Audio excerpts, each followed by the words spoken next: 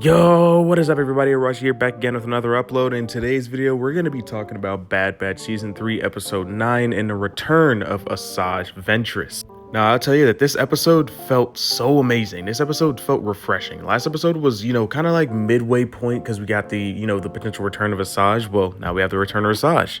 But this episode was honestly about like a 9 out of 10 or an 8 out of 10 in my book. I mean, you can debate it around that. I mean, I would say even a 10 out of 10 potentially. For a little bit there, we actually got to even see Omega training with Ventress and actually seeing and trying to test where her varying levels of M count is at and see how high her force potential actually is. Now, as I've said, just because you have an M count doesn't necessarily mean you're going to be a badass Jedi or badass Sith walking around the galaxy. You're just a badass Force user in general. That there's varying levels to this stuff, as I confirmed before in past videos. So the people who hear M count automatically think, oh, they're going to be a Sith or a Jedi. Yeah, please, just listen.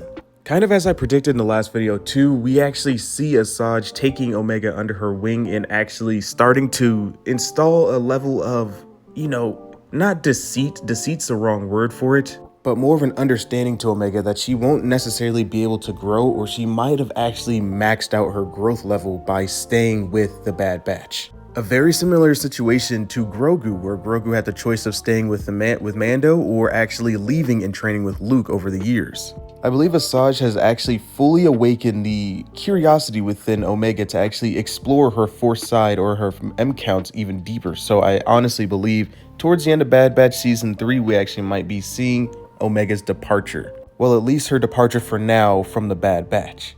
We all know Omega's character at this point. She's a very curious type of person. So I believe what's going to happen is she's going to dive deeper into understanding her Force side and actually go with Asajj eventually. Now, let me address the elephant in the room. Yes, Asajj Ventress is back alive, and I'll actually get into in another video. I'm going to talk about my thoughts and opinions towards that because it is a retcon death. Now, the rest of the Bad Batch's entire episode was pretty much just on the fence about Asajj being back because once they found out and they noticed who she was, they immediately told her to go and was just extremely hostile towards Asajj, which rightfully so. And I believe that Asajj actually knew this too, and the reason why she never ignited her lightsaber and decided to engage in hand-on-hand combat with them and not want to kill them is just before that reason, because she understands exactly what they're going through right now. They see Asajj as a separatist assassin because that's what she was back during the Clone Wars, and she committed a bunch of atrocities back during the Clone Wars and killed thousands upon thousands of their brothers. So they're of course going to be apprehensive against seeing Asajj again. I believe towards the end of the episode that they actually begin to see that Asajj is completely different than she was before. And, although she had such a rough past, that's kind of like just the beauty of Star Wars in general, actually, is even though you have such a rough past, it doesn't really matter what you do in the past in Star Wars, that you can always be redeemed. I mean, heck, Vader was redeemed at the last second. And that goes in life in general, too, that even though you've done some stuff in the past, you can always be redeemed. So the future is honestly going to be pretty bright for Omega and Asajj Ventress going forward. I honestly believe that Asajj is going to fully train Omega, but I don't think it will happen now. I believe it will happen after Bad Batch Season 3, and that she's going to blast off into the galaxy somewhere and train Omega.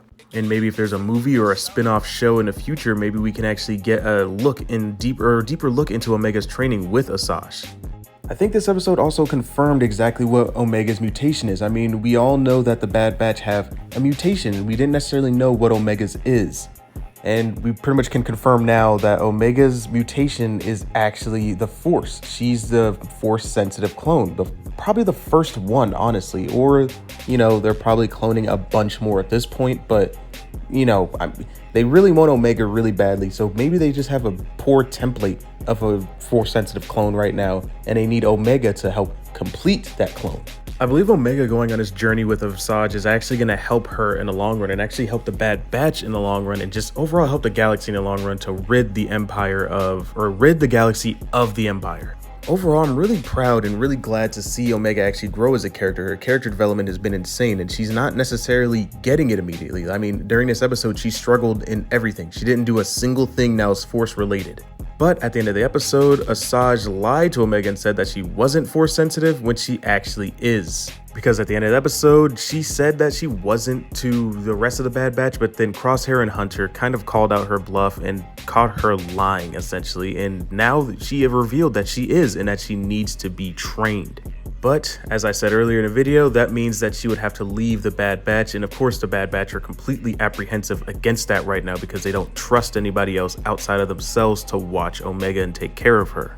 I believe this is going to lead to some form of conflict between Omega and the rest of the Bad Batch. I mean, the rest of the Bad Batch wants to keep her safe, which, you know, it's a good thing to want to keep her safe. But at the same time, Omega has maxed out her potential with the Bad Batch. So it's time to actually move on and reach her full potential. But in order to reach her full potential, she's going to have to leave the Bad Batch and train with Asajj. And I believe that this is going to be the conflict that's going forward because the Bad Batch is going to want to keep her safe.